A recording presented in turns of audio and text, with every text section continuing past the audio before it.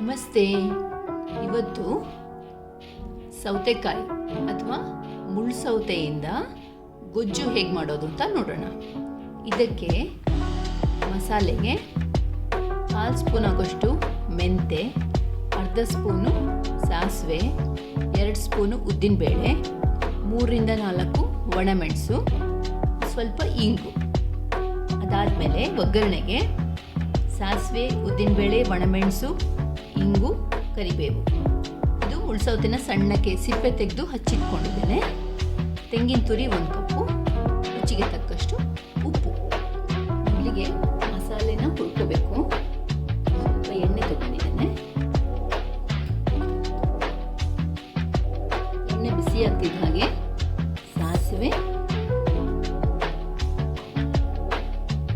ಮೆಂತೆ, ಉದ್ದಿನಬೇಳೆ,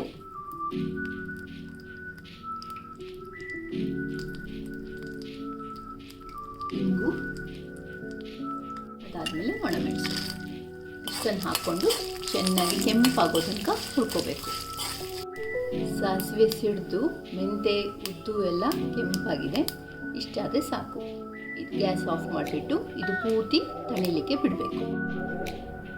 ಹುರಿದ ಮಸಾಲೆ ಪೂರ್ತಿ ತಣ್ಣಗಾದ್ಮೇಲೆ ಇದನ್ನು ಮಿಕ್ಸಿ ಜಾರಿಗೆ ಹಾಕ್ಕೊಂಡು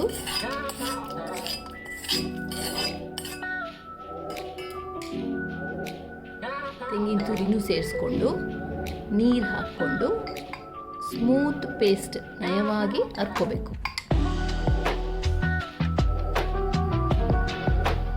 ಈ ಮಸಾಲೆಗೆ ಈಗ ನಾವು ಸಣ್ಣಕ್ಕೆ ಹಚ್ಚಿಟ್ಟಿರೋ ಸೌತೆಕಾಯಿನ ಸೇರಿಸ್ಕೋಬೇಕು.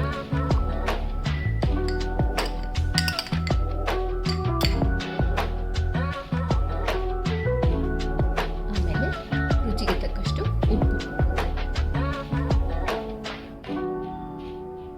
ಎಲ್ಲ ಚೆನ್ನಾಗಿ ಸೇರಿಸ್ಕೊಳ್ಬೇಕು. ಗೊಜ್ಜನ್ನು ನೀರಾಗಿ ಇರಬೇಕು ಅಂತ ಇಷ್ಟಪಡೋರು ಇದಕ್ಕೆ ಇನ್ನೊಂದು ಸ್ವಲ್ಪ ನೀರನ್ನು ಸೇರಿಸ್ಕೋಬೋದು. ಈಗ ಇದಕ್ಕೆ ಒಗ್ಗರಣೆ ಸೇರಿಸ್ತಾ ಇದ್ದೇನೆ.